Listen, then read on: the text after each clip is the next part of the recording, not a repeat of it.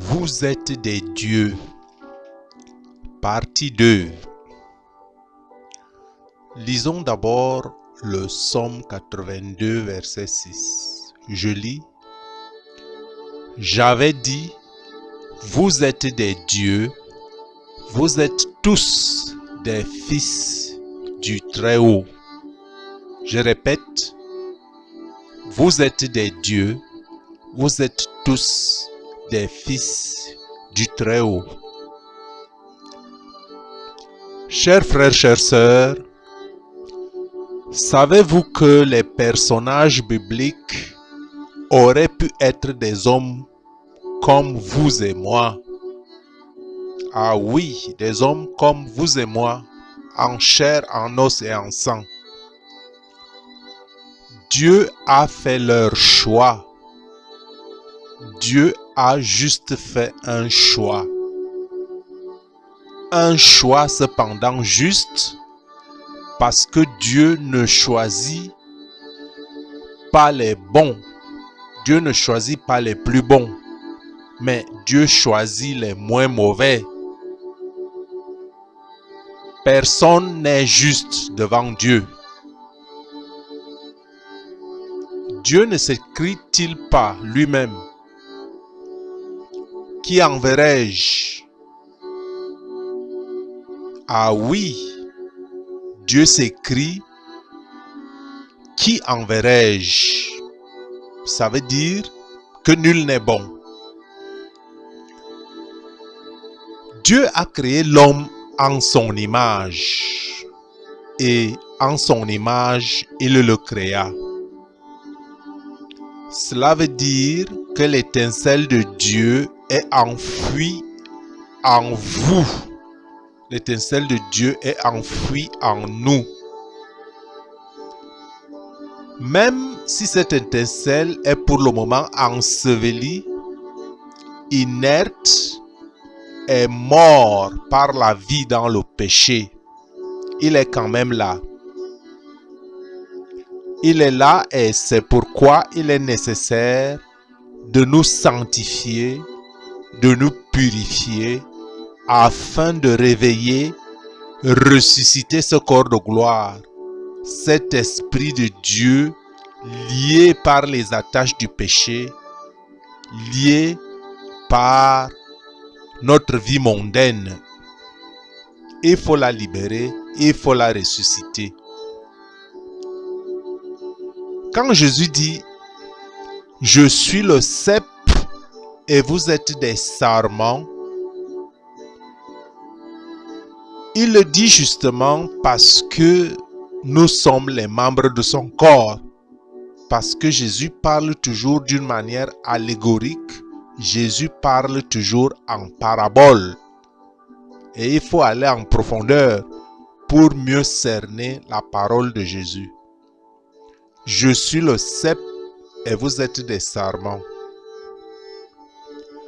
Le cep et les sarments sont de même nature, même s'ils ne remplissent pas la même fonction. Le cep et les sarments sont de même nature et ils remplissent des fonctions différentes. Nous sommes des dieux. Non que nous soyons égaux à Dieu, mais par la nature de celui qui habite en nous, la nature de l'esprit de Dieu qui est en nous, puisque Dieu a mis en nous son esprit, le même esprit qui vous habite, c'est le même esprit qui m'habite, c'est le même esprit qui lui habite. Donc, si nous restons attachés à Dieu, comme le serment est attaché au cep, ou comme le cep est attaché au serment, n'est-il pas écrit « Je suis le cep, vous êtes des sarments, celui qui demeure en moi et en qui je demeure porte de fruits, car sans moi vous ne pouvez rien faire. Car sans moi vous ne pouvez rien faire. »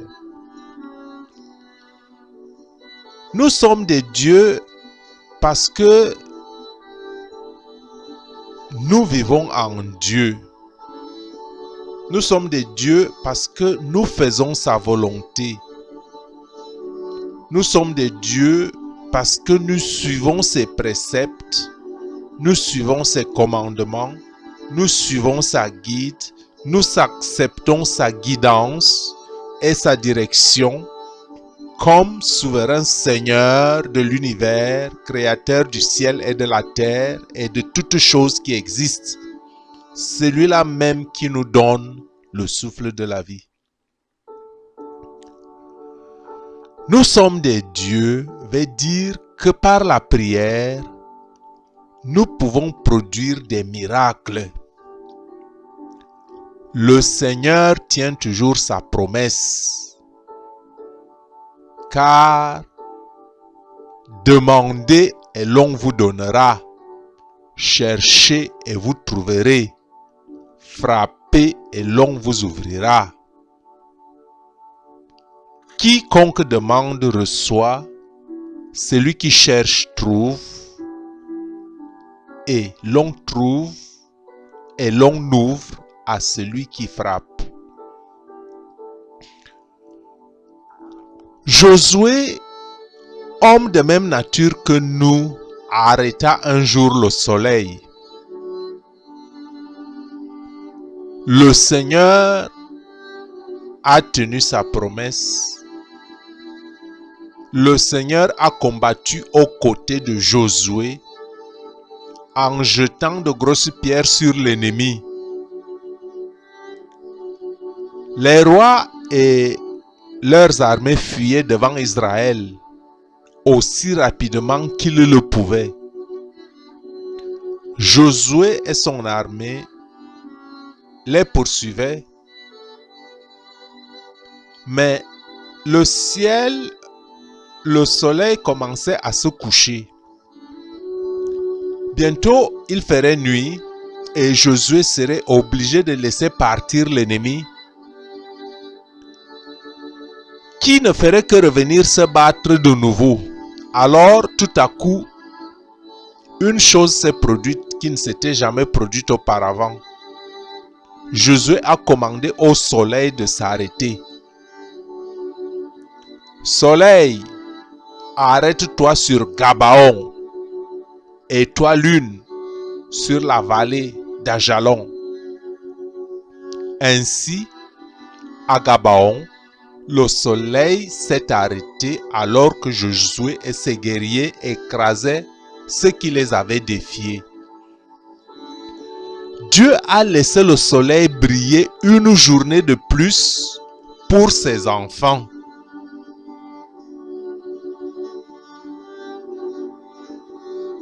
Pense à la peur que les Amoréens ont dû ressentir quand ils ont vu la puissance du Dieu des Israélites.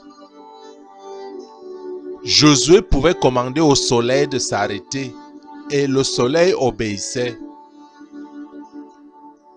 Bon, beaucoup de personnes se détournent de Dieu parce que ils disent que le Dieu est un Dieu guerrier, que le Dieu est un Dieu d'horreur, un Dieu terrible. Pourquoi est-ce que Dieu a laissé massacrer les populations sur les terres qu'il a chassées les premiers occupants? Cette question est essentielle et je vais répondre à cette question. Dieu a chassé les premiers occupants de cette terre parce qu'ils étaient en abomination au Seigneur. Ils ont pratiqué les choses que Dieu haït. C'est pour ça qu'il a décidé de les exterminer. Et que Dieu a puni les Israélites qui, ayant pris des épouses dans les nations étrangères, dans ces nations qui ne lui obéissaient pas, Dieu les a punis parce qu'ils ont posé les mêmes actes que les habitants des nations qu'il avait chassés devant lui. Donc Dieu est le créateur. Les gens ont fait passer leurs enfants par le feu. Ils adoraient d'autres dieux. ignorant qu'il y a un Dieu vivant, créateur, le seul vrai Dieu. C'est pour cela que Dieu a décidé de punir ceux des nations que la nation d'Israël a écrasés. C'était une cause juste, parce que Dieu est un Dieu juste, qui rend justice. Dieu ne fait rien par vengeance. Ça, à cette question, j'espère que vous avez là-dessus un aperçu d'éclaircissement. Je reviens à notre thème, vous êtes des dieux, pour vous dire que quand vous suivez la parole de Dieu, quand vous suivez son commandement, quand vous faites sa volonté, quand vous l'aimez de votre cœur, de tout votre cœur, parce que Dieu, notre Dieu, est un Dieu qui exige un amour exclusif, un Dieu jaloux, une confiance absolue. Quand vous faites une confiance absolue au Créateur de l'univers, ça veut dire que vous reconnaissez sa puissance, vous reconnaissez sa justice, vous reconnaissez sa royauté, vous reconnaissez qu'il est Seigneur, Dieu de toutes choses, à qui rien n'est impossible. Et ça, c'est la condition préalable. Et c'est pour ça qu'on dit vous êtes des dieux, parce que vous vous assimilez au Fils du Créateur de l'univers. Le prophète Élie au désert fut nourri par le corbeau. Le prophète Élie au désert fut nourri par le corbeau parce qu'il a eu confiance en Dieu, parce que Dieu était avec lui. Aujourd'hui, le même Dieu qui était avec Josué est avec nous. Parce qu'on dit, comme il était au commencement, maintenant est toujours dans des siècles et des siècles. Le même Dieu qui était avec Josué est avec nous. C'est pour ça que vous êtes des dieux. Ce Dieu qui est encore capable aujourd'hui d'accomplir de grands actes de puissance. Il est capable d'accomplir de grandes et puissantes choses. Mais nous devons croire en lui. Toi qui m'écoutes, rappelle-toi toujours que Dieu ne fait pas des choses comme nous. Nous les ferions parfois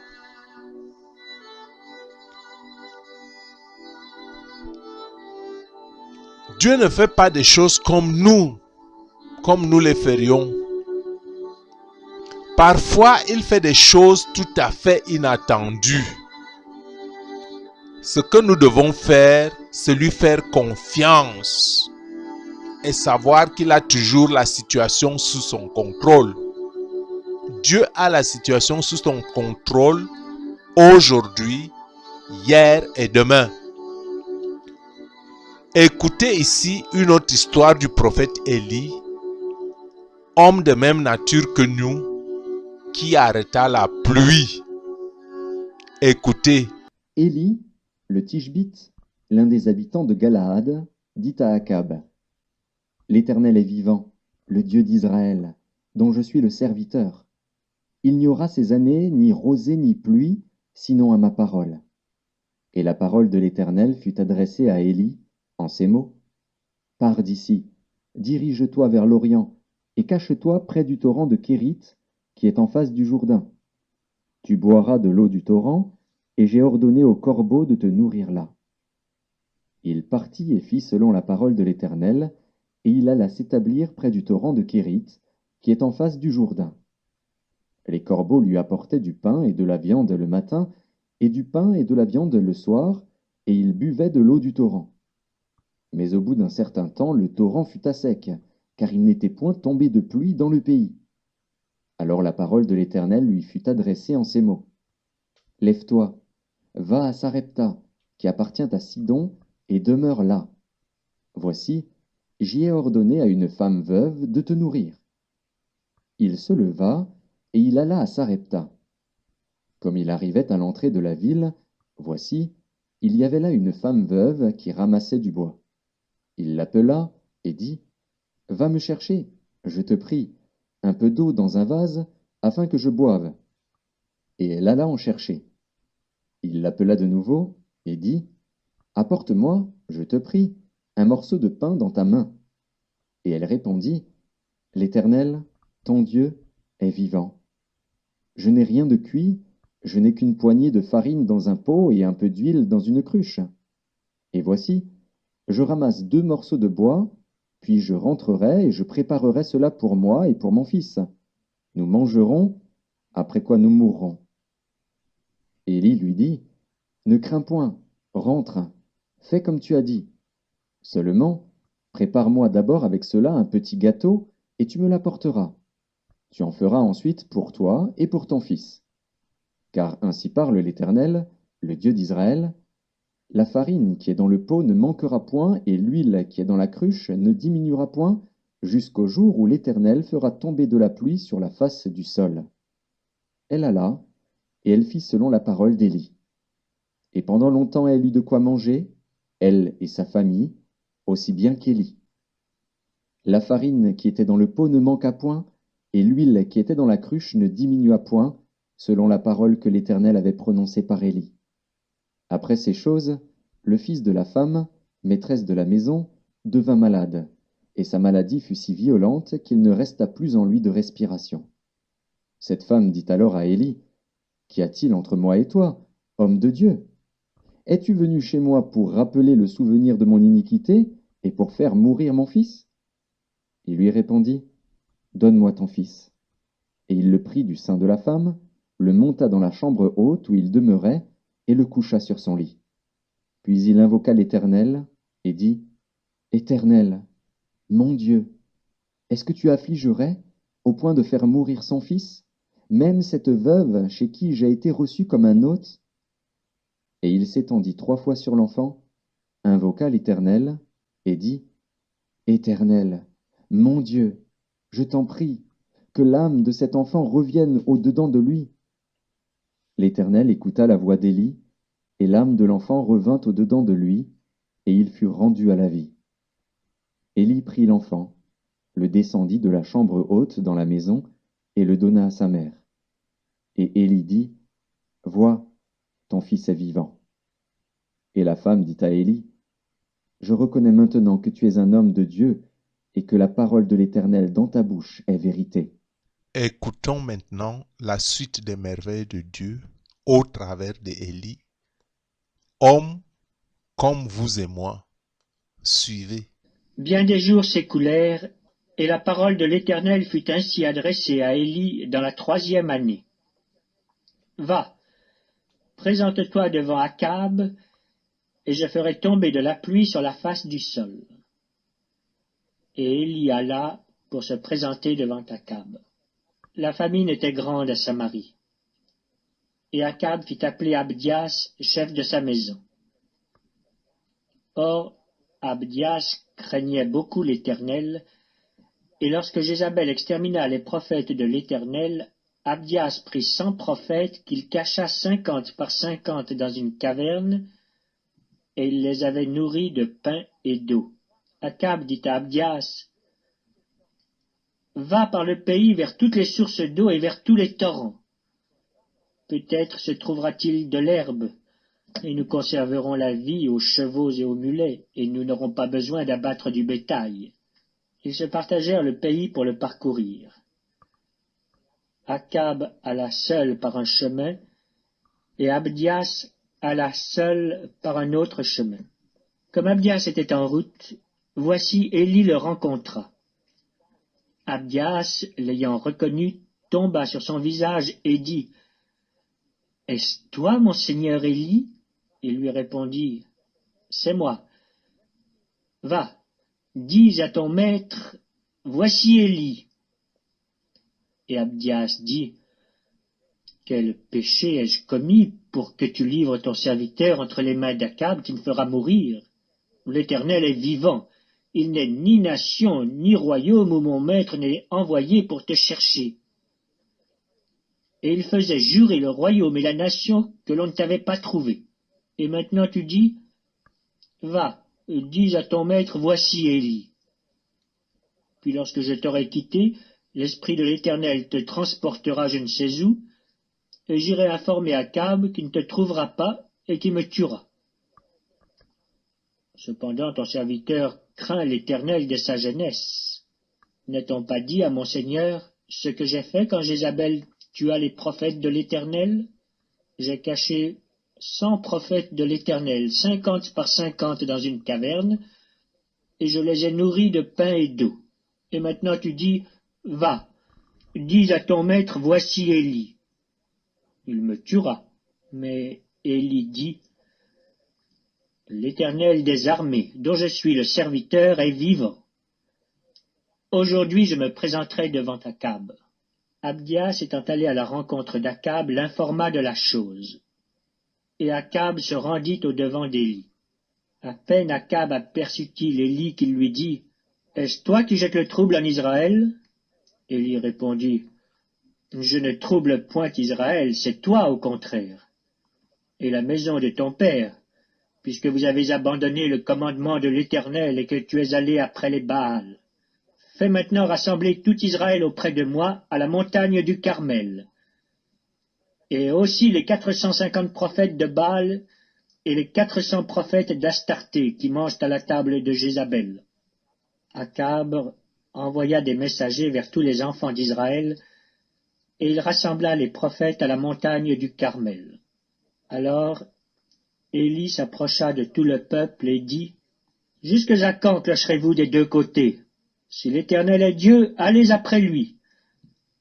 Si c'est Baal, allez après lui. » Le peuple ne lui répondit rien. Et Élie dit au peuple, « Je suis resté seul des prophètes de l'Éternel, et il y a 450 prophètes de Baal. Que l'on nous donne 2 taureaux, qu'ils choisissent pour eux l'un des taureaux, qu'ils le coupent par morceaux et qu'ils le placent sur le bois sans y mettre le feu. Et moi, je préparerai l'autre taureau et je le placerai sur le bois sans y mettre le feu. Puis, invoquez le nom de votre Dieu, et moi j'invoquerai le nom de l'Éternel. Le Dieu qui répondra par le feu, c'est celui-là qui sera Dieu. » Et tout le peuple répondit en disant, « C'est bien. » Élie dit au prophète de Baal, « Choisissez pour vous l'un des taureaux. Préparez-le les premiers, car vous êtes les plus nombreux, et invoquez le nom de votre Dieu. Mais ne mettez pas le feu. » Ils prirent le taureau qu'on leur donna et le préparèrent. Et ils invoquèrent le nom de Baal depuis le matin jusqu'à midi en disant, « Baal, réponds-nous !» Mais il n'y eut ni voix ni réponse. Et ils sautaient devant l'autel qu'ils avaient fait. À midi, Élie se moqua d'eux et dit, « Criez à haute voix puisqu'il est Dieu.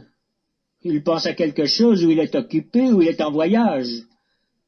Peut-être qu'il dort, et il se réveillera. » Et ils crièrent à haute voix, et ils se firent, selon leur coutume, des incisions avec des épées et avec des lances, jusqu'à ce que le sang coulât sur eux.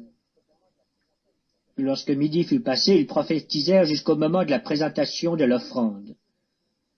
Mais il n'y eut ni voix, ni réponse, ni signe d'attention. Élie dit alors à tout le peuple, « Approchez-vous de moi. » Tout le peuple s'approcha de lui. Et Élie rétablit l'autel de l'Éternel qui avait été renversé. Il prit 12 pierres, d'après le nombre des tribus des fils de Jacob, auxquels l'Éternel avait dit, « Israël sera ton nom. » Et il bâtit avec ces pierres un autel au nom de l'Éternel. Il fit autour de l'autel un fossé de la capacité de 2 mesures de semences. Il arrangea le bois, coupa le taureau par morceaux et le plaça sur le bois. Puis il dit, « Remplissez d'eau 4 cruches, et versez-les sur l'holocauste et sur le bois. Il dit, faites-le une seconde fois. Et ils le firent une seconde fois. Il dit, faites-le une troisième fois. Et ils le firent une troisième fois. L'eau coula autour de l'autel, et l'on remplit aussi d'eau le fossé. Au moment de la présentation de l'offrande, Élie le prophète s'avança et dit, Éternel, Dieu d'Abraham, d'Isaac et d'Israël, que l'on sache aujourd'hui que tu es Dieu en Israël, que je suis ton serviteur et que j'ai fait toutes ces choses par ta parole. Réponds-moi, Éternel, réponds-moi, afin que ce peuple reconnaisse que c'est toi, Éternel, qui es Dieu, et que c'est toi qui ramènes leur cœur. Et le feu de l'Éternel tomba, et il consuma l'holocauste, le bois, les pierres et la terre, et il absorba l'eau qui était dans le fossé. Quand tout le peuple vit cela, ils tombèrent sur leur visage et dirent, c'est l'Éternel qui est Dieu, c'est l'Éternel qui est Dieu. Saisissez les prophètes de Baal, leur dit Élie, qu'aucun d'eux n'échappe. Et ils les saisirent. Élie les fit descendre au torrent de Kison, où il les égorgea. Et Élie dit à Akab, monte, mange et bois, car il se fait un bruit qui annonce la pluie. Akab monta pour manger et pour boire. Mais Élie monta au sommet du Carmel, et, se penchant contre terre, il mit son visage entre ses genoux et dit à son serviteur, monte, regarde du côté de la mer. Le serviteur monta, il regarda et dit, il n'y a rien. Élie dit 7 fois, retourne. À la 7e fois, il dit, voici un petit nuage qui s'élève de la mer et qui est comme la paume de la main d'un homme. Élie dit, monte, et dis à Akab, attelle et descends afin que la pluie ne t'arrête pas. En peu d'instants, le ciel s'obscurcit par les nuages, le vent s'établit, et il y eut une forte pluie. Akab monta sur son char et partit pour Jizréel. Et la main de l'Éternel fut sur Élie, qui se ceignit les reins et courut devant Akab jusqu'à l'entrée de Jizréel.